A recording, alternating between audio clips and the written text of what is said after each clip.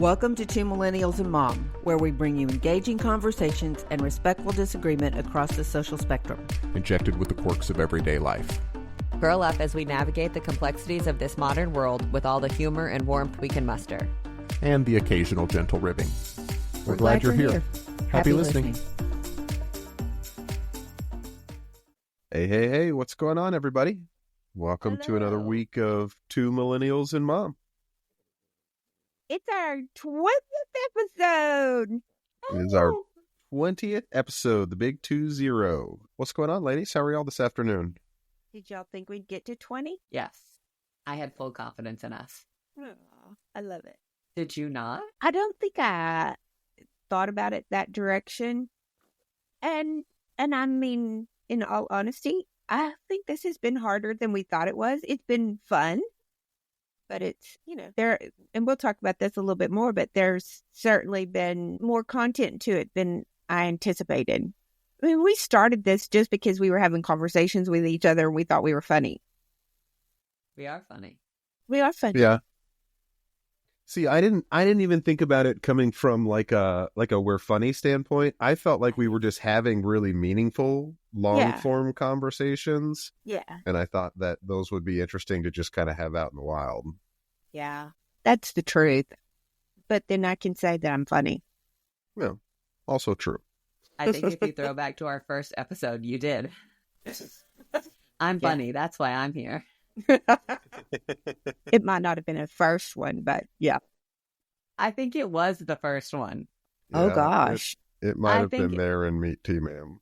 Yeah, I think it was the first one. I'll have to go back and look at the show notes for it, but I'm pretty sure. So to give everybody just a little bit of insight, so we all get together and record these, and then primarily I go through and edit them and kind of get them ready for launch. And then I send the transcript and all of the show notes to Mom and Cole, and they review them from there. And I think one of the funny parts that I have noticed is, I think we've talked about this before, when you're recording these, you kind of black out. And so, yeah, you're totally focused on what it is that we're doing here and the conversation that we're having. And you're so focused that you don't really remember exactly what you said. And so I believe it was that very first episode that I sent everything over. And one of the pull quotes in there was, I'm a real hip mom. That's why I'm here. And she was like, I didn't say that. And I was like, yes, you did. And she's like, no, I didn't. Sure, I wouldn't have said that. And so then I had to physically pull up the actual episode and the recording and prove to her that she had said this, in fact. And she was like, oh. There are numerous times where I thought I did not say that, but then you have the proof of it. Every time that I did. I mean, we could really throw a wrench in it and I could be like, oh yeah, I'm just putting you all together as a deep fake and I'm just making you say whatever it is that I want. That would be interesting. Not happening. I actually have to classify. When I post them, I have to classify. This is not AI generated content. This is all real. It has been pretty funny. Have you had fun? I've had a blast. Yeah, it's been really enjoyable. There have been some parts of it that were hard, that were difficult, but yeah. I mean, doing hard things is good for you. Yeah. And I've had more fun than I have not. I think that we've also found that it definitely takes some time. I memean, not just the recording time, and we've certainly got better at that despite some technical difficulties, but there's the planning time of what are you going to do next, and what is that content going to look like, and what do we need to know to be able to talk about that? Yeah, I think that's the part that I underestimated the most.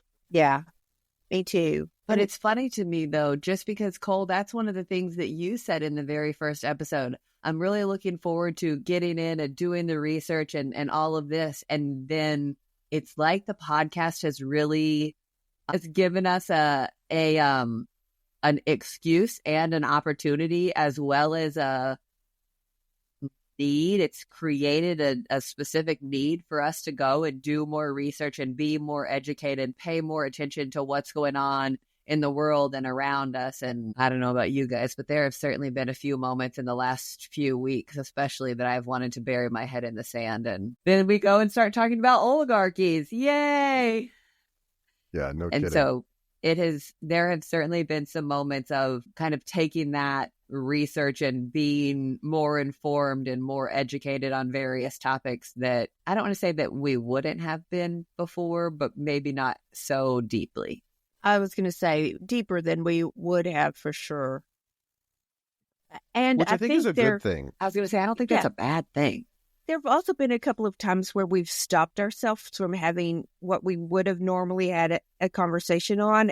Like, oh no, wait, that's great podcast material. So hold off. Don't talk about that yet. To put that down. And that's been kind of funny because, I mean, trying to get the three of us to shut up is a challenge in itself. Yeah. Ain't that the also truth? True. So... No, you mentioned technical difficulties, Mom, and I just kind of want to point out that's one of the things that has been part of the time sink for us, I feel like, is just learning how to use the tools that we have. And so we're doubling it up. We're trying to learn these technical methodologies and these electronics and tools. And at the same time, we're also trying to go and do research on government debt and spending and Luigi Mangione and what's going on there and think about our feelings and our opinions on all of these things. And it's been much bigger time sink than I first thought it was going to be. And doing the research on some of this stuff is hard. Sometimes it's really hard to find the information that you're looking for, because somebody may say it one way and somebody may say it another way, and those two don't really jive. And so, I mean, Callie, I remember that one day where we were doing research for oligarchies weeks before we even actually started recording it. And I got so frustrated because one document said this and another document said this. And I think it was about like the surplus. And I spent like the Clinton 2 hours administration just being angry that one graph said that there was a surplus, but on the graph, it didn't show that there was a surplus. And it just, the little things like that I get sidetracked on, has been one of the things that surprised me more than I thought it would. Okay, I think one of my biggest surprises is we did a recording and then we had an argument, a really good argument off the screen and right after. And it took us a little while to dig down to figure out what had happened and why. And not that anybody will be surprised, but there were definitely tears in that. And I mean, we had to on this show. No, we had to walk away from each other for a little while because it was like, I don't know why that's a thing. And we don't do that very often. We don't have those kind of disagreements very often. And so knockdown, drag out kind of things. It wasn't a knockdown, drag out. It just was, I mean, there were tears. There were tears and like 3 or 4 days that had to go by before we could even have a conversation about it. Well, that's true. Maybe not 3 or 4, but there were definitely a couple of days. We recorded on a Saturday and didn't speak about it again until Wednesday. Yeah. Who's counting? I was. My feelings were freaking hurt, guys. They're not now, but it definitely took a minute for us to step back and kind of refocus on A, what was important in life in general, not just the podcast, and B, in that conversation and how to have it. You know, one of the things that I've said about this from the very beginning, this whole thing started from our ability and desire to have respectful disagreement. And we talked about it in that very first episode. That was certainly my goal, is to showcase that. I mean, Cole talked about it in one of the other episodes about everybody is worried about getting together because you have that weird uncle or that weird relative that's going to bring up politics and ruin Thanksgiving dinner. We actively went into this pursuing those moments. And I'm not by any means saying that we're not going to continue doing that, but sometimes that hurts your heart. Sometimes it's really heavy. And we're real people. we're real people who really do love each other and really do have these conversations on and off the podcast. And so because of that, sometimes our feelings get hurt. And I think that we've had a couple of instances where all of us have been hurt in this situation or that, in accordance with this podcast and what we were doing or what we were saying. Yeah. But like you said, I think that was kind of why we did all of this to begin with, was to have those hard conversations, knowing that they were going to be hard. But I think we've done a very good job about, and I think you were the one who said this in that first or second episode when we were talking about the power of respectful disagreement. It's mandatory to have those conversations, and it's okay to disagree. The important part is just keep coming back to the table. Yeah. And it was really hard that day, though, to walk away. Yeah. I mean, we struggled with walking away, but it was the best thing that we could do at that point. Yeah. But it hurt. And this one has surprised me. There's a couple of things that have surprised me, especially about Cole. One is that Cole has the worst potty mouth of the three of us, I would say. I'm second. In everyday normal speech, I swear significantly more than either one of you. Until you get on the podcast, and then it's like he's just totally clean. He just turns it off. It's a light switch. Yes. And we didn't even realize it until we started listening. The other thing that has completely cracked me up, I mean, as a mom, is the number of people who have brought up Cole's voice. Oh, yeah. Cole has the sexiest voice. And I mean, it's been from, generally it's been from older women, which has just really several. I mean, it's not a one-time thing. No. And so it's just been really funny. I think the other thing is the perception that, Callie, you and I kind of gang up on him. Mm-hmm. And I don't normally see that, but this is definitely defined that his views are just a little bit off of ours, and so that's been really funny because we've had to define some of that a little bit in the course of our conversations. I think we've all come to hating the term left and right. Republican and versus Democrat. Oh my gosh. I mean, I just would like to just poke people when they go, oh, that's just a leftist thing to do. So liberal. Yeah. Those words. And I think we've also come to recognize that those definitions are not very clean. No. Woke is not well defined. Left is not and it's not always synonymous with Democrat. And so as we've had these conversations, those things have certainly really presented themselves in front of us. And we've had to have conversations about them and think about them. So, well, I mean, because in everyday life, they're projected as being so defined. But in reality, they're much blurrier than that. Yeah, much more fluid. And depending on who you're talking to, it could be a totally different perspective or vantage point. Even I am a Democrat and this is what I believe. Whoa, I can't go there. And what that all looks like and means across the board is a lot more fluid than I think I ever realized. Yeah, for sure. It's in reality, it's a spectrum. Yeah, there's a scale there, but what gets talked about and looked at is just two blocks. Right. It's either blue or it's red. Yeah. But nobody talks about the purple that's between those two. Right. And all of the different shades of purple between those two. Yes. Yeah. I think I found myself much more, if I'm having a conversation, definitely stating I am not a Republican and I am not a Democrat. Just to feel like, okay, I'm setting myself here.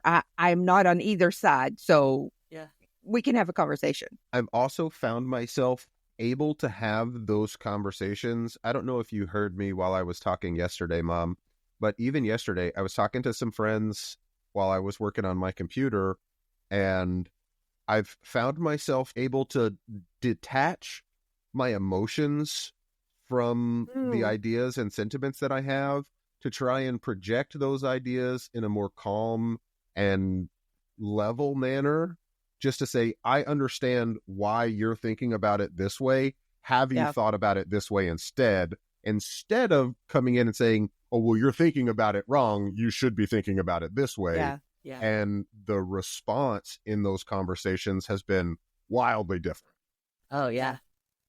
Yeah, I think and there's still that part has passion really and there's helped still us. emotion there, but it is much easier to come to a point where you say, I understand why you see it that way, and hopefully you now understand why I see it this way, and that there's a whole lot more nuance to all of these topics than just saying, I am right and you're wrong. The pathway to education is a lot smoother, much less clunky. Yeah. And even if that's not education, Less even abrasive, on maybe. facts, Yeah. but education on perspectives and why somebody feels one way or the other. Educational. Clarification even. Mm-hmm. Yeah. I will say, going back to voices just for a second, the three of us walked in somewhere. The three of us walked in somewhere, to my dad's retirement party. Mm-hmm. And we met for the first time one of his coworkers, and we all introduced ourselves. Hi, I'm so-and-so. Hi, I'm so-and-so. And she goes, I know who you are. I recognize you by your voices. I listened to the podcast. And I was floored. Yeah, I had no idea that she was listening and avidly listening. Yes. But, and I think that's the other thing is it has opened up some relationships. And we've had a conversation about this because we've been vulnerable. Yeah. I think that has made other people respond to us in a different manner, more even, I don't want to say vulnerably, but more openly, because they've listened to us and kind of feel like they know us differently, better something like that. Sure. And that's been really fascinating. I've loved that part. That's been one of my favorite results. I'm curious, what has y'all's favorite episode been so far? I still love the AI chatbot episode. I don't know that I would classify it as my favorite of all of them, but I loved that one. I think I love that one because I came in not knowing having any clue about what it was. And so I felt like you guys did a really good job of helping me better understand and educate me a little bit more. But I also think that my reaction to it and to the AI chatbots, this is going to sound so arrogant, but if I'm being really honest, I think was funny. Immediately making a comparison to opioids and things like that. I started to say, surprising would be the word that I would use. Y'all have shocked me a couple of times. Yeah. And that was one of them. Well, and Cole talking about you being surprised that we weren't totally on board with AI chatbots, and it being because we see technology as a tool. And I mean, there were several things like that in that conversation that I just felt like I don't think that any of us were necessarily expecting. And I loved watching us work through the ups and downs of that, navigating that. Yeah. Yeah. I loved that someone asked us to do a podcast on Luigi Mangione. And it was such a hard subject. And it was, there just wasn't an easy answer. And so that one was interesting. I will say this for my friends when I go in and go, oh, the kids and I are doing a podcast, and they'll go, oh, what is it? I'll go, but now there's one about swearing. Y'all have to be careful about it. She warns everyone.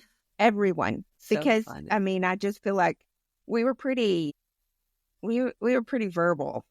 You call it that. First and foremost, though, we were having a conversation about where we all felt and stood on politicians swearing and that becoming more commonplace. Now, that said, I'm going to go ahead and tout it. We have one in the hopper that is about swearing more generally, about all of us swearing and everything like that. Does it make you smarter? Does it make you smarter? And I am so curious as to how I'm excited about it. I think that one's going to be a lot of fun. I do too. And I'm also just a little bit hesitant because I do warn everybody about the swearing one. Then now we're having a second one that I'm thinking, oh, do we have a pattern here? So, yeah, it makes us smarter. Stay tuned for the next episode. No kidding. I'm with you, Gig. I really liked AI and chatbots. I think it's my second favorite, though. I think my favorite one is the one where we got to bring Trey in. Yeah. Our first guest. Yeah, our first guest, just because I feel like I probably don't talk to Trey as much as I should. And so getting to kind of grill him and ask him his feelings on things when we were growing up that I never took the time to when we were younger was really, really interesting. And so I had a lot of fun on that one, just getting to kind of hear his answers and watch and hear the gears turn in his head while he was thinking about those answers. That one was a lot of fun for me. I think that one is my favorite. I think it was also very interesting because at that point we were pretty confident with where we were going and what we were going to do with it. But when you first watched him, he was very quiet and very, what's the word? Reserved. And then to watch him kind of open up about it and get into it and have that conversation, it was a lot of fun with him. Well, and Cole, I think you said it really well a second ago. We don't always have super vulnerable conversations. And when we're getting together for a holiday or for a dance recital or whatever it may be, a game night, we may be sitting there chit-chatting, but it tends to be a little bit more surface level in general, just due to the scenario, just due to the setting. And that gave us a real opportunity to dig a little bit deeper and an excuse to dig a little bit deeper. And I think that was really fun. And Mom, I think that you're absolutely right. That was several episodes in. And so we kind of had our feet planted. We knew what to expect. We know how to interrupt each other and when to talk over each other. And coming in as somebody who's never done but coming in as somebody who's never done anything like that, he didn't have a clue. And I'm not 100% sure that we really prepared him for that. Oh, no, I don't think we did. I don't think we did. Somebody for that. At least we were not in a state where we were able to prep him. Yeah, we were not that good at it yet. And I'm not saying that we could have a guest tomorrow and it would be any better. But technically, we've had a second guest. Technically our first. Oh, was he first? That's true. Yeah. I think he was the first. Our Peeping Tom cameo. Well, he did, just not in a microphone. So as he appeared and then went back and then appeared and then went back. So we were sitting there recording an episode and none of us knew it at the time. None of us saw it. I mean, Mom even partook in a whole conversation with him that none of us registered. And I was going back to put together something else for that episode. And you see my dad, there's a chest right behind my mom right now. And on the other side of that chest is a door. Well, my dad comes out and he peeks around to see if he's going to be in the way. And he peeks around again. And we only happened upon it in the middle of something else. I mean, Cole and I are sitting there going on. Yeah, in editing. Cole and I are sitting there going on, chit-chatting, and Mom turns around and she's like, "What are you doing?" And he's like, "Well, I didn't know." I mean, and you can see him being like, I'm sorry. And it was hysterical. And the funniest part is I was talking to Mom about it and I was like, I just feel like that we would be remiss to not include some like call out of it, to just kind of make fun of it. And it happens to be that our dad's name is Tom. And so I called it his Peeping Tom moment. And it just, I still laugh. We did a whole short around just that little piece of it. I mean, because it was too ridiculous and too funny. So second guest Trey, first guest by accident Dad. Yeah. It was just too right to be a Peeping Tom though. Yeah. So, I mean, Cole, you said AI and then Trey is your first one. Yeah, the one with Trey has been my favorite so far. We've gotten quite a bit of comments on Mangione, and even in the last week, a response on that. And I think for that one, it feels like the news just totally died on that. They arrested him, and then that was it. It's like he's, disappeared from everything. And so, but this comment was about, they felt like he'd been framed. And I was so surprised about that then I got online and started looking, and there's a contingent there that feels like either the police planted the evidence, or that it's just too clean for him to have been found with all of that evidence there. And then, Callie, you were reading today that his attorney's trying to suppress that evidence based on an unconstitutional search and seizure. So, I mean, that was a hard story to do because there was just so much emotion in it and not a clean answer. And so then to go back and think, oh, was he framed? And even to look at that from a perspective of our ages, because Cole and I had this conversation. At my generation, and this is something that I think I've found from the podcast, is that I have a tendency to be more respectful of authority, of the police, of, which is funny because I also know that there's a line there, but I guess I default to more of the police are good police than bad police. And so I start from there where y'all don't start necessarily from there. I don't think that that's fair at all. I don't think that that's even kind of fair to say. For me, I think it is. I think I have more inherent distrust for authority than Mom does. And so for me, I think she's pretty close. I think you're closer to the middle between us on that one. But for me, I think she's right. I think I start from a place of having an inherent distrust for authority, where she tends to start from a place of inherently having trust for authority. I said this in a previous episode. I don't remember which one it was, but I firmly believe in I will give you the benefit of the doubt. I will trust you. I will respect you until you give me a reason not to. I come at all of these things very much from an innocent until proven guilty situation occurs. And that's the part that really kind of my knee-jerk reaction to that comment, Mom. I have no disrespect for police. I am not sitting here questioning them. I am not sitting here saying, oh, I think that they're all bad. I don't believe that. I would tell you that I absolutely agree that in the terms of police, that more of them are good than bad by leaps and bounds. That said, if you were to see me in a situation where a police officer comes in and starts accusing me of something that I didn't do, or started ruffling my feathers just for the sake of ruffling my feathers, I am faster to speak up to that and to kind of fight back on that narrative, because I have more respect for the truth than that.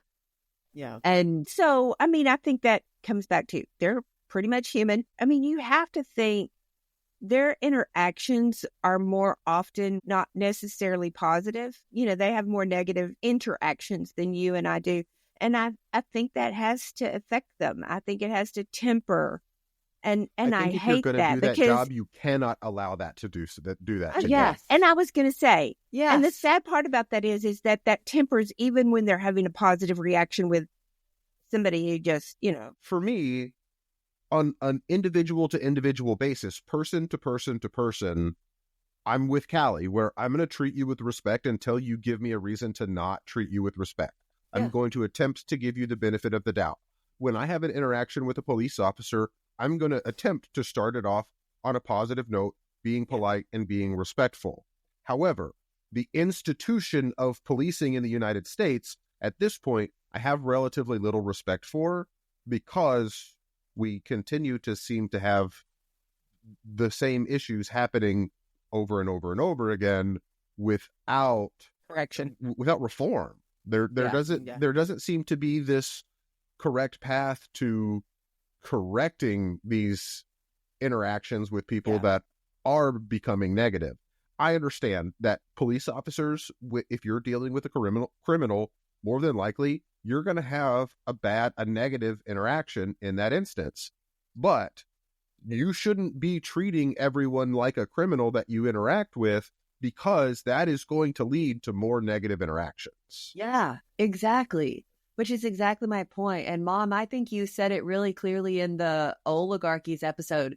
You talked about how you were struggling to kind of accept all of that, even when the facts are sitting right there, because, and we talked about it later, because of how you grew up, because of the perspective that your family had when you grew up as a child, and watching the government be good for you and be positive and be productive. And then I think that Cole and I are more active in questioning those things. And I totally would go with you there, but I don't think that questioning those things is bad. I don't think questioning those establishments, those precedents, the history of all of that, I don't think that is a bad thing. I think that if you allow those questions to numb you to it, you turn into that police officer, like what we're talking about. Everybody's horrible. Everybody's bad. That like exactly like Cole said, that allows you to not do your job well anymore. And I feel like especially when we were talking about government debt and the oligarchies and all of that, that allowed me to have a new perspective and a more educated perspective on how this all works and where our tax dollars do go and what they actually are for and how they're used and everything, how the government is funding things, that not every single government agency is funded by tax dollars. Like all of these different things, it allowed me to have a more educated perspective. And just because I think that there is government blow and there is way overspending in a multitude of ways, doesn't lead me down the path to say, oh yeah, Elon Musk and what he's doing with Doge, yeah, that's awesome, do it. Like that's crazy. But like I said in that episode, I think that would be crazy for any one person to do. Because you're a person, that allows one person to be the judge, the jury, and the executioner. Yeah. I mean, there is a reason we are a democratic republic and why that is important to me and to our history and to where we're going, because we have all of these different branches of government to come in and say, hey, we're going to sit here and be counterbalances and police each other so that there isn't one outweighed, skewed perspective on all of these things. I believe that that's important. I believe that that's what we're doing here with this podcast, just on a teeny tiny scale in comparison. We'd come from different perspectives to sit here and weigh each other and say, hold on, Kelly, you're out of line. You're not looking at this right. You need to look at this differently. Now, let me hear where you're coming from, but let me also give you some other information too. Let me give you my perspective as well. And I think that like I said, on a teeny tiny scale is one of the things that I have so enjoyed about this podcast. And like you both have said, there's some hardness in that. Like there is some emotional vulnerability that is hard. And you guys, to sit here and have those conversations and then put it out on the internet is that much harder, because then we had our conversation about we called it something like the post-election blues. And I still right now at this very moment, and when we're recording this, I am devastated that Donald Trump is our president. I don't think he's doing a good job. I didn't think he was going to do a good job based on history and what I know about him. And I'm nervous about that. And I sat here and cried on this podcast because I was upset. And then we put it on the internet. And I think that people crying on the internet is annoying, truth be told. And then I'm crying on the internet. And we do it all the time. And we do it all the time. Almost every single episode. You said something about like only 10% of the time we cry. It's way more than that. Oh, it's way more. It's way more than that. It's a good day when we don't cry on the podcast. But I mean, like there was a point in time where when we were recording, my preliminary was to bring Kleenexes to both of us so that we both had Kleenexes, because I knew we were going to cry about it. Yeah, I mean, but I think that is all a testament to we're putting our hearts and souls out there. I know. That's why he's not crying on the stinking podcast. That was in our New Year's resolution or our goals episode. We're trying to get Cole to cry on the podcast. One of these days, you're just going to have to go in there and kick him in the shin. We want that, and we want him to address us as angels. Yeah. Oh my gosh, y'all are still on this. Well, two reasons why. Because you totally shocked us that you used that was your go-to phrase. Yeah. Yeah. And the phrase is, you're an angel to a coworker, and yet he's never said that to Callie and I. But even because it's a generic response that I use to say more than just thank you to people that I don't really know. So, but I can't think of anything like you for sure give thank yous out. You dole thank yous out, no problem. But why not the you're an angel? Well, because it doesn't really mean anything. It's just this blank, empty phrase because you mean more to me than a generic phrase that I use with strangers.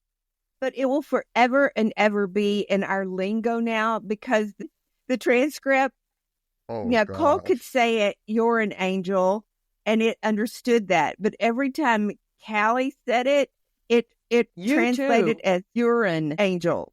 And so we were like, what the heck is a urine angel? And then we would go, oh, you're an angel. And I guess the other thing that every time it comes up is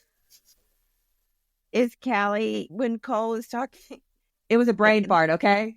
It was the F-150. And every time he goes, I don't know why you chose F-150. I mean, I wanted something really better than that. A cool car. I said a cool car, not like a Toyota Supra, one of the new ones or one of the old ones, or like a Dodge Viper or a Corvette or something. Well, something cool. And neither my nuclear family with you guys nor my family here, like, we're not Ford people. No. I don't even know where I got an F-150 at. I don't think that they're inherently exciting. I don't even think I know anybody who drives one. Like, I don't know where I even pulled it out from. That's what I'm saying. On the podcast, you black out and say weird shit. You do. You do. God. I'm sorry. I don't think Ford F-150s are inherently cool. And that's not bad. It's just, I'm sorry, Cole. I should have done you better. So now is your opportunity. If Cole's going to Thelma and Louise it off the Grand Canyon, we'll find you a Viper. A Dodge Viper. Like, which makes so much more sense. A, you've been into them since you were a kid. B, I'm a Dodge girl anyway. I have driven a Jeep, like Stellantis in general, like have been for 20 years. Stellantis and General, are those names of previous Jeeps? Stellantis is the parent company that owns Dodge, Chrysler, Jeep, and Ram. Okay, got you. But not Ford. So where the hell I got an F-150, I don't know. I walked out and I was like, Ryan, Cole asked for a cool car and I just threw out a Ford F-150. And he was like, I mean, it might as well have been a record scratch in a bar kind of thing. Yeah. Thanks for the sound effect, Mom. I appreciated that. Oh, man. So what have we learned in 20 episodes? Okay. I feel like in general, I have been classified by several people over a long period of time, especially here in the last several years. I've been classified as one of the most patient people in the world. Like, I would tell you that my patience is very good. I can sit there and wait. I am not in any hurry. I'm pretty patient. But I would tell you that this podcast and doing stuff with you guys has really stretched my patience. And I mean that in the best way. It has made me more patient. As I'm editing, I tend to get in a hurry. Okay, come on, guys, move it along. What were we talking about? We were droning on. And I've gotten more, what is the word that I'm looking for? I've gotten more cutthroat with any kind of edits. Okay, Callie, nobody gives a shit what you're talking about. And I cut out 3 or 5 pages worth of transcripts because no one cares. Ruthless. We do Yes. tangent periodically. sometimes. Yes. And Yeah, so I well, feel like I have become more patient with myself and with you guys to, okay, let me hear your perspective. I don't agree with you, but let me hear you out. And I think that patience has kind of boiled over into other things. Okay, let's work on the various shorts and see what makes sense. Okay, I really like this. What do y'all think? Oh, you don't like it? Well, crap. Okay, so what do you think? Where's your opinion on this? And hearing that feedback and taking that feedback kind of to heart and being more patient with reconfiguring whatever it is that I've done or I've worked on, because my opinion isn't the only one who matters. My opinion isn't the only one that is valid. And taking that kind of step back out of my own way so that we can thrive and the podcast can thrive, not so much so that I can be proud of what I did, because I'm going to be proud of it either way. But there's more that can be accomplished when I get out of my own way. Yeah. I think you really hit the nail on the head on that one, Gig. Getting out of your own way. And it's something that I still struggle with a lot. But like I was talking about earlier, being able to come to those conversations from a calm and cool level and allow someone else to get their thoughts and opinions out without just saying, no, you're wrong. To say, okay, I see where you're coming from. Now, can I show you where maybe here's a spot that you've missed in your thinking, or here's how I think about it. And being able to approach those conversations in that manner that prevents that chasm from widening between you two and brings it closer. Even if you're still on opposite sides of the canyon, you're building a bridge towards each other and not just setting the canyon on fire and saying, well, you're on that side of the canyon, so we're enemies, period. I think that's I think deal. You've made us all recognize common ground. Yeah, I was just going to say more. Not just the diversity, but you've really emphasized common ground. And I see you do that with conversations related to some of our podcasts, not just with us, but with people that you're talking to about our podcast, that you address that common ground, which I think is really great. A super powerful tool when you're having those hard conversations. Yeah.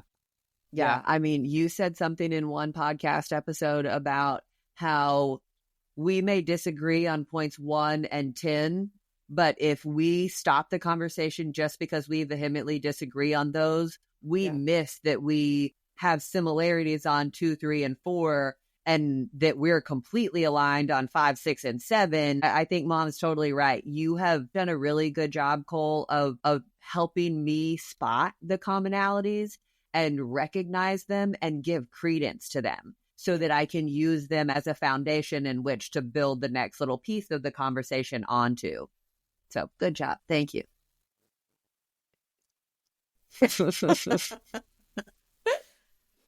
So probably our number one response, I'm going to say this was mostly in the shorts, was about farts. It's because they're all funny. Every single one. And I cannot tell you the Also, number shout of out conversations. Pee-weezy. Thanks for the backup, my man. Also, shout out Carolyn. Thanks for thinking that they're not all funny. I started to say, I cannot tell you the number of conversations that have just popped in and somebody has said to me, oh no, farts are always funny. Or, oh, no, farts are never funny. I mean, and it's one side or the other side. There's no middle ground here, but it's just been hysterical that has been a sticking point. Even the topic of conversation. Oh, yeah. I mean, it's just been hysterical. We were having a conversation the other day about something not anywhere close to farts. And we were like, okay, see you later, and turned and walked away. And she turned around and she's like, just FYI, not every fart is funny. It's like, noted. Thank you. It's become a thing. It's become the not a stupidest thing that I want to have, but it's become a thing. Oh, so yes. That's been really funny. That has been really funny. But So with the shorts, I mean, and we've given Cole a shout out, so I'm going to give you a shout out too, because you've done a fabulous job of setting our shorts up, and some of them have been funny, and some of them have been tearful, and very vulnerable, but they've certainly gotten us some traction and have pulled out moments of that whole conversation that we've had. So thank you for doing those for us and recognizing, when you can do that and what makes a moment in time. Yeah, it's certainly been fun. And, like Cole said at the beginning, a learning experience. And I didn't know how to make a YouTube short. I didn't even know YouTube shorts were a thing. And so it's been really fun kind of making them and putting them together and seeing what's productive and what people are responding to, even on various different platforms, who responds to what and which ones gain traction, and watching the analytics of it all and kind of nerding out over here. It's a great time. See, I was just thinking about nerding out in a completely different way with all of like the electronics and stuff that we've been getting, and the sound engineering portion of things has been absolutely fascinating to me. It's something that like I've always kind of known about, but haven't really looked at in a long time. And so now kind of dipping my toes back in relearning a lot of that stuff. And there's so much of it to learn. Has been really interesting to get back on the technical side of things.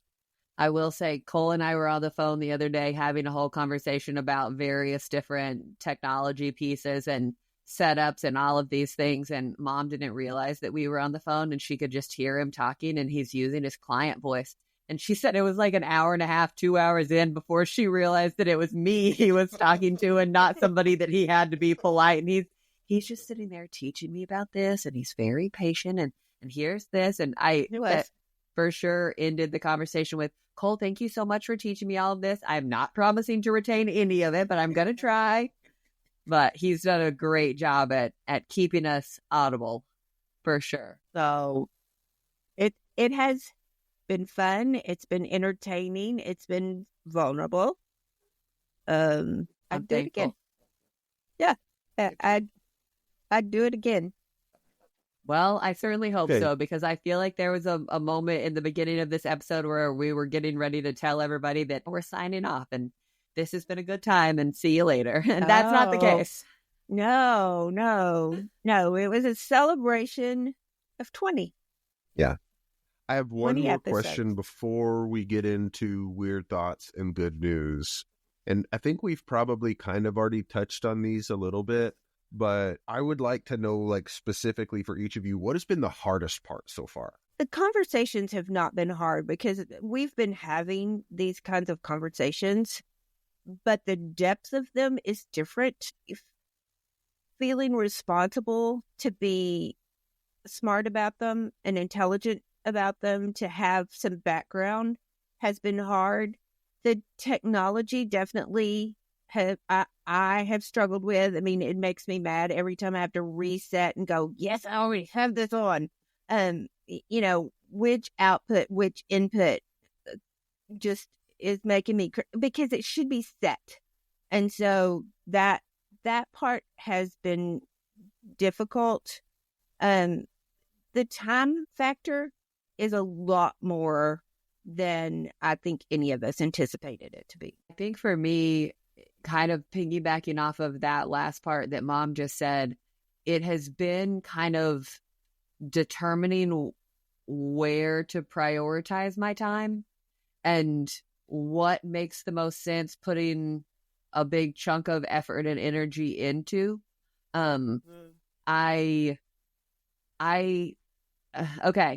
said this to y'all the other day when we were kind of talking about, are we still enjoying this? Do we want to keep going? Making sure that everybody's still game. But I learned something new. I do a couple of things. So I'm listening to the episode to get it all edited. And then Mom's going through the transcript and things like that. And then later, I mean, it may be weeks later, I listen to them on my Alexa just as a listener.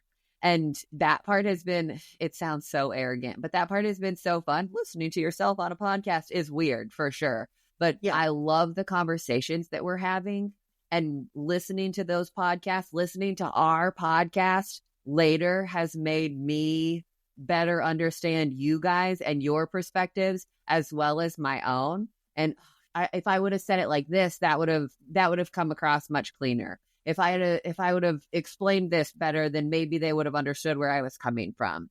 And I feel like just kind of trying to prioritize in the front end kind of part of it of, do I need to prioritize myself and my time on building the show plan for the next episode? Or do I need to prioritize editing it and making it perfect so that it's entertaining and enjoyable to listen to? Or, well, do we look like idiots here? Or does this really make sense? Sometimes. Or how many times did we say like this episode or shit this episode? All have been counted, just for the record. Like putting it out on social media. I have loved, and that's why I'm behind right now. Our shorts only go up through episode 9 or 10 because I was listening to our episodes and I was like, man, I wish more people knew about this and could listen to these, because they're fun conversations and they're interesting conversations from unique perspectives that you don't have anywhere else. As a marketer, my whole career and all is based on getting the word out about various things and sharing information in various aspects so that people can understand things better or like things better, that it means something to them in their lives. And I was listening to these episodes and I wanted a way to share them more and share bits and pieces of them more. And so I started putting together the shorts, and they're time consuming and they take a really long time to put together. But the payoff is there and the payoff is good. And like I said, I like geeking out over the analytics. So knowing how and when to prioritize my time and what makes the most sense has been the hardest thing for me, because I think at the end of the day, and I'm really kind of disappointed to admit this to you guys, I think I'm probably more of a perfectionist than I would care to admit. And I want everything to be good. I want everything, and that's not even true. I want everything to be great. I want every edit to be perfect, and I want us to know exactly what we're going to do and have everybody on the same page when we go into the episode. And I want everybody to be excited about it from the short and want to go listen to every single episode. And I want the episodes to be and so I'm struggling, and I think I'm getting better, but I'm struggling with just prioritizing my own time as to what makes the most sense and what is actually the most important, rather than just everything has to be perfect. You need to kill yourself in order to make this happen. I get that. Did you say it's genetic? Yeah, because I feel the same way. Like when I'm working on a project or something, I want it to come out perfect. And so I will, and that's something that I struggle with, is prioritizing the things to get it out and make it good, to get it out in a timely manner, compared to getting stuck because I can't get something just right. Yeah. And I have a project manager background. And so keeping everything efficient and all of this has thrown a whole new workflow into my brain as to what makes sense and what order and how you do this. And so Cole was having technical difficulties when we were screen sharing something the other day. And so I'm like, okay, let me go and finish these up while he's doing that. I'm going to do this so that I can get this done, and that's going to be knocked down. Let me get this one prepped for the next episode so I don't have to think about it. And so I have said on this podcast numerous times, progress over perfection. And I very adamantly believe in that as a concept, and find myself struggling. And I think it's because I'm so excited about what we're doing, and I'm so excited about doing this with you guys. I want it to be perfect. And then we sat here and talked even just earlier this week. The part that makes it so unique and interesting is the fact that it isn't. Is that it is organic, is that it is all from different perspectives and our opinions, and opinions are not perfect. That is the subjective nature of them. And so just kind of, I'm working on getting out of my own way to be excited about it and allow other people to be excited, even if their excitement doesn't match mine, doesn't mirror mine. Dave, what's your answer? It has been much more difficult than I initially expected to... Because we beat up on you all the time? No, this is more on the... I'm used to that. No, for me, I think it's one of the more difficult aspects. I did not expect it to be as hard as it has been to get us all to sync up, technologically speaking. Yeah. When it's like two of us will get set and then something will happen to the third one. And then I'll have to run over and fix whatever or figure out what is causing the third one. And then I'll come back and one of the other two has broken, and trying to manage that remotely is not always the most straightforward thing.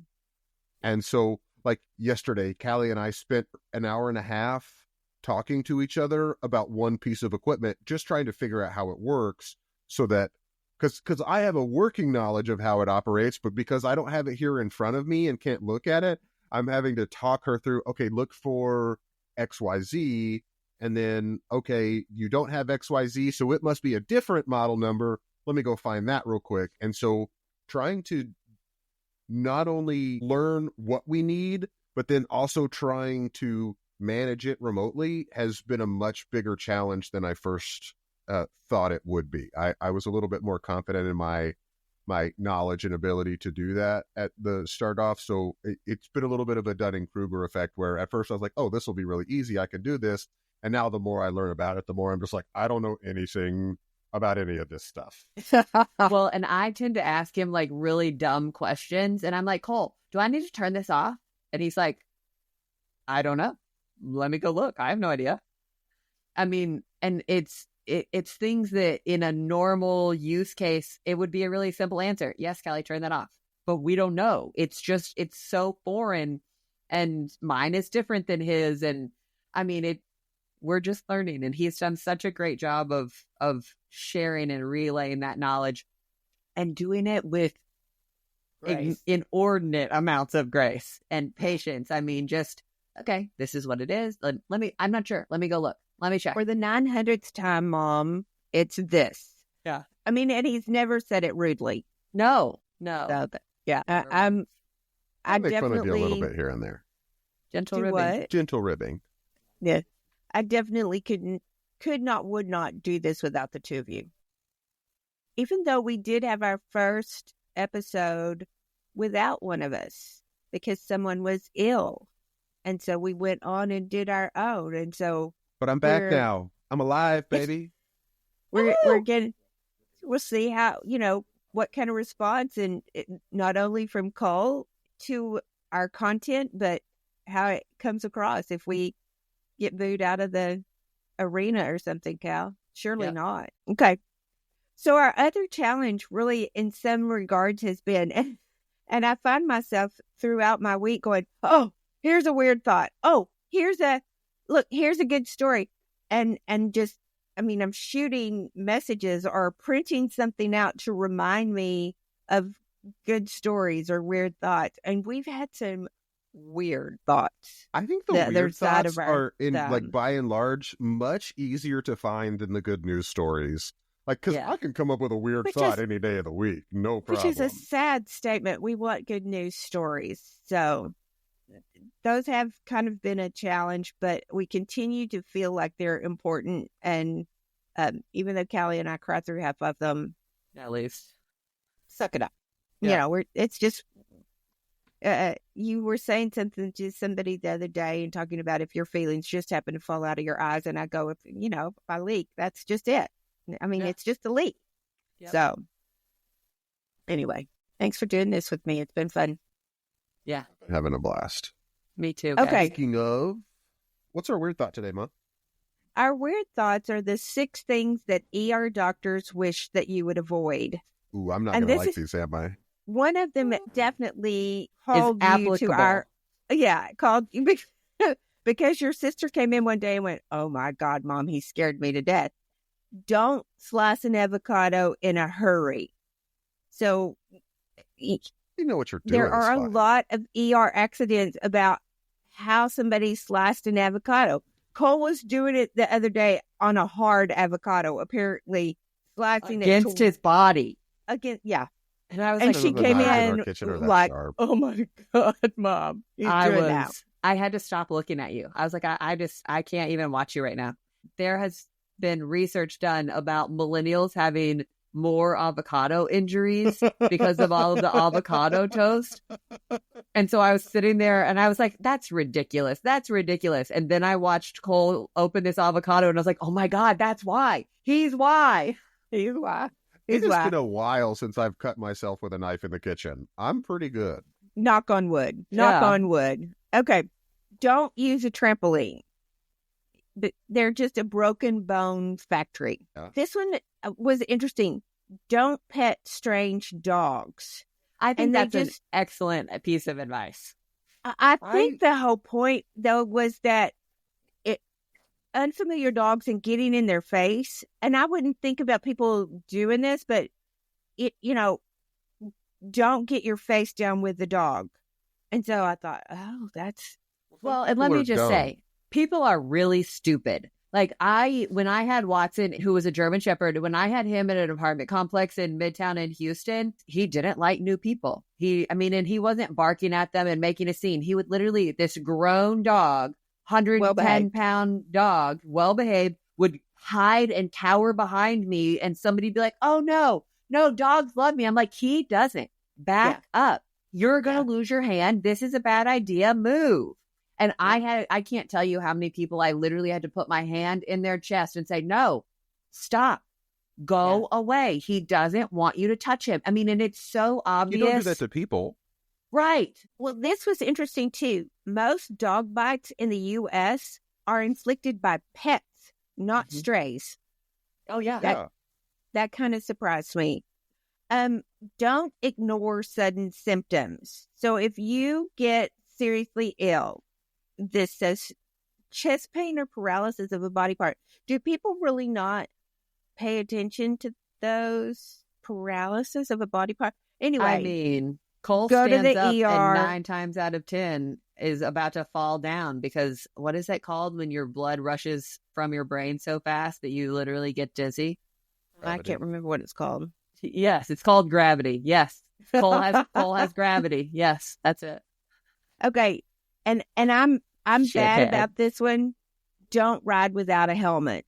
So remember, this is an ER doctor saying this, and what really kind of started this out as a funny one is do not wear Crocs in snowy or icy weather.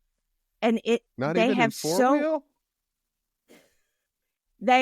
so many injuries because people are wearing Crocs and they have no tread and no traction. And so they come in with broken ankles or things because they, were just trying to walk across the driveway.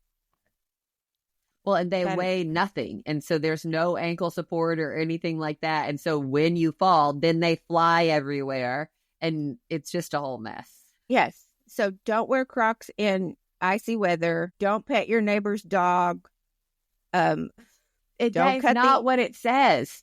Don't pet strange dogs. You can pet the neighbor's dog once it knows you. If and that's it the is thing. comfortable with that. If there is a dog that you don't know, you have to get that dog comfortable with you first. Yes. Before you can pet that dog. You can't just run up and start. But, I mean, it's just like how if I walked up to a stranger on the street, I wouldn't start petting them unless I made them into my friend. Hope not.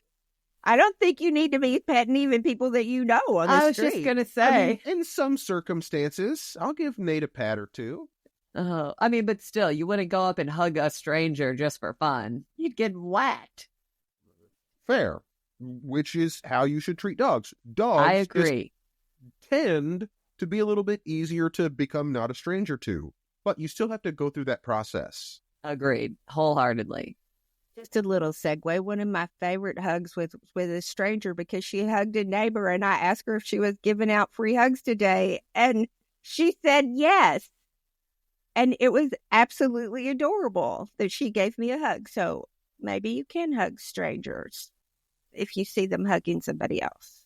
Maybe. If you ask for permission and make them not strangers anymore. I did ask for permission. And then I got worried because Jackson was with me who doesn't like other people. And it didn't faze him in the slightest, even though he just growled at another neighbor. So, okay. Good news story today, y'all. This is so sweet. A Pennsylvania man, he is 87 years old. His name is Doug Turner, and he hands out invitations to his neighbors to come to a party. It went viral because the young neighbor that had only been living on the block for about 5 months and she'd seen him but didn't really know him or anything.